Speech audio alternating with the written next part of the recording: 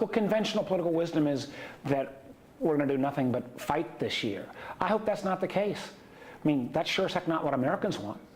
As a former business guy, I couldn't imagine saying, okay, let's wait till 2013 until we put our new business plan in place.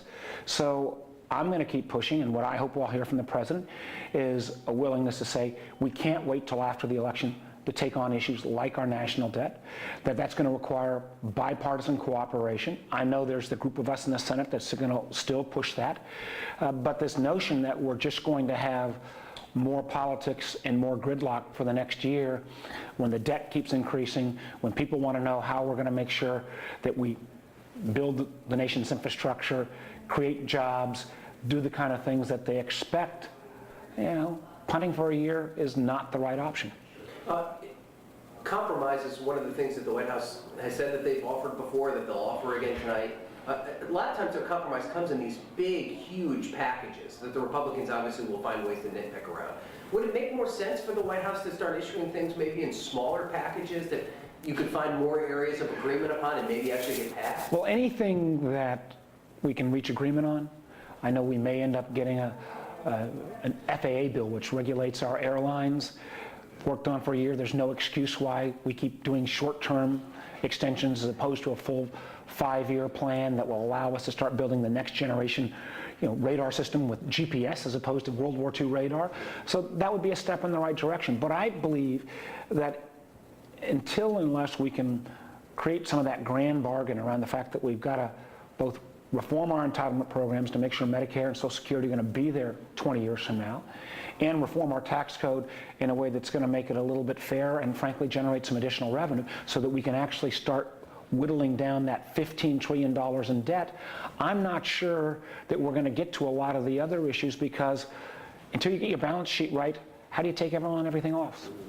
You're one of the few people up here that isn't up for re-election this year. Which may be a relief to you, but how much do you think, obviously the president in that race has dominated all the headlines, but every single one of these other members of Congress have to go back to their constituents and say, what have we accomplished? Is it enough for you to go back to your constituent and say, I've stopped things from happening? Do you have No, I don't think it is enough. I think if we don't show progress, and I say this for me and for everybody else, if we don't show progress on an ability to get our deficit under control, to be willing to take on the big issues around entitlement reform and tax reform, and get our nation's balance sheet right, then I think we should all get fired. And those who simply are up here kind of our way or the highway and no willingness to kind of find common ground, that's not going to get us to a solution. That's not going to get us to a point where Congress can actually say they got stuff done. Every Virginian I talk to is less concerned about who's up or down in Washington and more about can the federal government actually get its act together, stop bickering, and put country ahead of party. Do you think this will be a campaign speech tonight? I'm sure the president's going to lay out some of the themes that he hopes will get him reelected. But I also hope he lays out some of the areas, particularly as I mentioned around deficit reduction, where we could actually still get that grand bargain, still get that $4 to $5 trillion in deficit reduction. Because I can assure you, if we push that off until next year, whether President Obama is reelected or the Republican candidate, whoever he is, gets elected, this debt problem is only going to get worse. And the last thing we'd want to do is have the first act of the next president be to have to raise the debt ceiling $3 trillion. That's a train wreck that we know that's coming. Let's go ahead and bite the bullet and take on that issue this year. I know you've got your group, your gang of 6. You guys are talking. Well, we got 100 members in the House. We got 45 senators. We're going to put forward that legislation, and then we're going to have a chance to basically say to our colleagues, it's time to put up or shut up. And do you think it's growing, this group of people? Yeah, I think there is a recognition.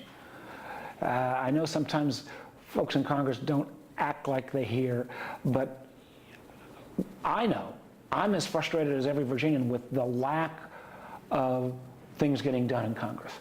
And I think that the American people, sure as heck every Virginian I talk to says, can't you guys at least get together on getting a deficit reduction plan in place? Can't you at least get together on showing a way you're going to control spending, but at the same time reform a tax code to generate some more revenues so that we can actually get ourselves back into budget balance. You get that done, then you can move to meaningful infrastructure, and then you can move to meaningful education reform. Then you can move to the host of other issues, energy policy, that we desperately need to move to.